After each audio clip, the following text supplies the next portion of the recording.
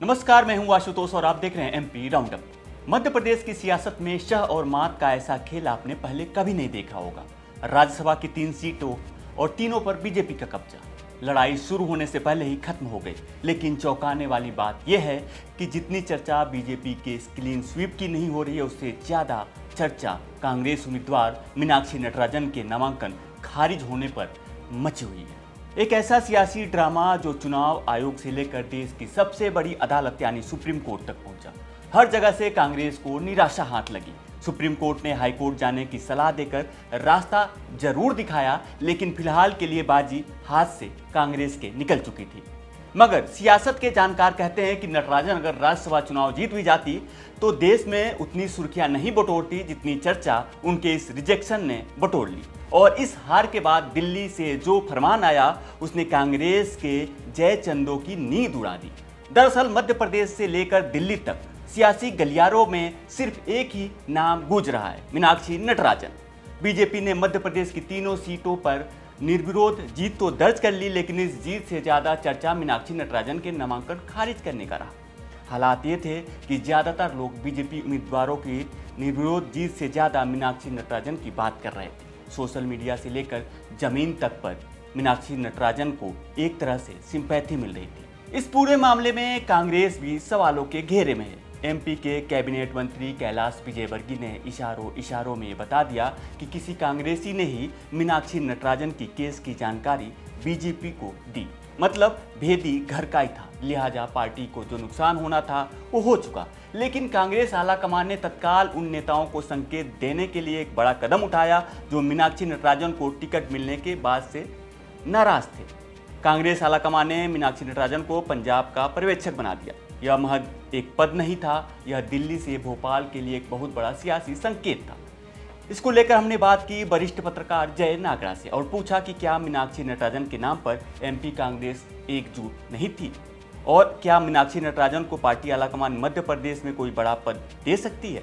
सवाल ये भी था कि क्या मीनाक्षी नटराजन हार कर भी राजनीतिक रूप से मजबूत होकर उभरी हैं। ये बात सही है कि मीनाक्षी नटराजन भले राज्यसभा तक नहीं पहुंच पाई, लेकिन जिस तरह की चर्चा उनको लेकर के हुई है, उतनी चर्चा मध्य प्रदेश के किसी नेता को लेकर के या बल्कि राज्यसभा चुनाव में बीजेपी के 3 सीटों पर जीत को लेकर के जितनी चर्चा नहीं है, उससे ज्यादा मीनाक्षी जी को लेकर के है। तो निश्चित रूप से राजनीति में जिसकी चर्चा होती है वो कहीं ना कहीं निश्चित रूप से फायदे में होता है। ये सीट जीत भी जाती तो शायद बहुत ज्यादा फर्क नहीं पड़ता कांग्रेस पर, लेकिन जिस तरह का एक दूसरा फायदा कांग्रेस को मिलता नजर आ रहा है, कहीं ना कहीं वो अपनी उस बातों पर, अपने आरोपों पर पुष्ट नजर आ रही है कि निर्वाचन आयोग की निष्पक्षता पर उसने जो उंगली उठाई थी वो संदेह को उसने और पुख्ता किया है।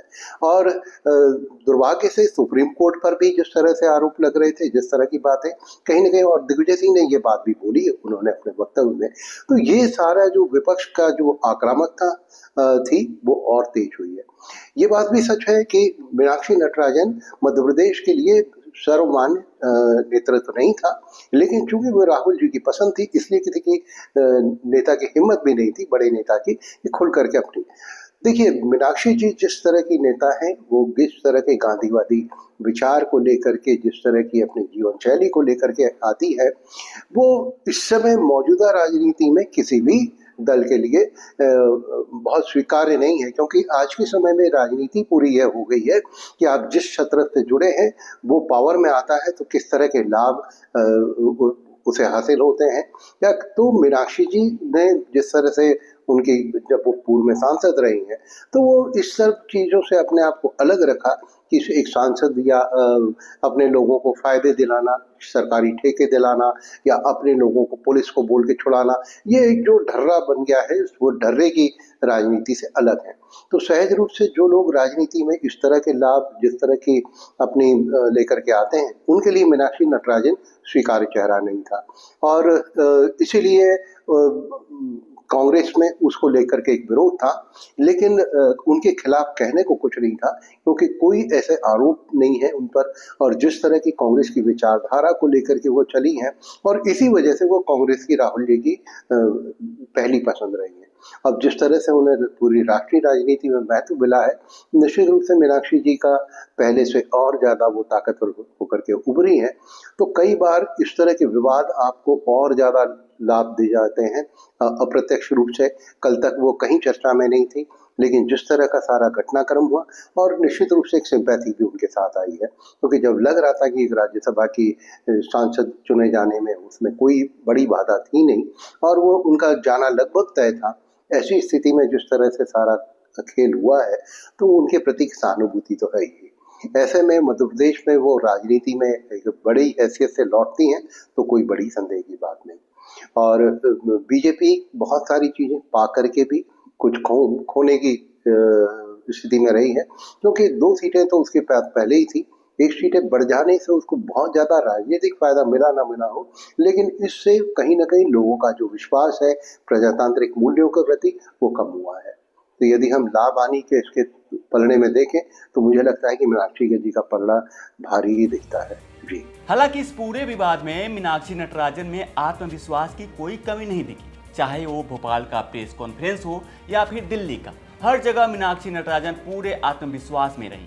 यहाँ तक कि सुप्रीम कोर्ट में याचिका खारिज होने के बाद भी मीनाक्षी नटराजन ने साफ कहा कि अभी लड़ाई खत्म नहीं हुई है और कानूनी लड़ाई पार्टी आलाकमान की अगुवाई में लड़ी जाएगी। आखिरी उम्मीद खत्म नहीं हुई। आखिरी उम्मीद जनतंत्र में लोग होते हैं और जनमानस होता है।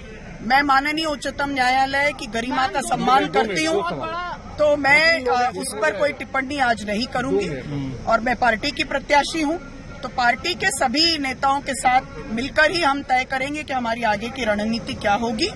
लेकिन ये जरूर कहूंगी कि चुनाव आयोग की जो चुप्पी है वो बहुत कुछ बताती है। आप हाईकोर्ट का रुख करेंगी? आप मौजूद भी थी आज की हियरिंग में? हाँ, मैं हियरिंग में मौजूद थी, लेकिन ये चुनाव मेरा व्यक्तिगत चुनाव नहीं था। मैं इंडिपेंडेंट कैंडिडेट नहीं हूँ, मैं पार्टी की कैंडिडेट हूँ। पार्टी के जो हमारे वरिष्ठ जन मिलकर हम लोग तय करेंगे, उसके आधार पर हम अपने आगे की रणनीति। नटराजन का यह आत्मविश्वास बेवजह नहीं है, लेकिन यहाँ सबसे बड़ा सवाल ये उठता है कि नटराजन के फॉर्म में जो भी खामी थी उसकी भनक बीजेपी को कैसे लगी। सियासी गलियारों में सुगबुगाहट तेज है कि यह पूरा स्क्रिप्ट कांग्रेस की गुटबाजी और अपनों के भीतर घात की वजह से लिखी गई।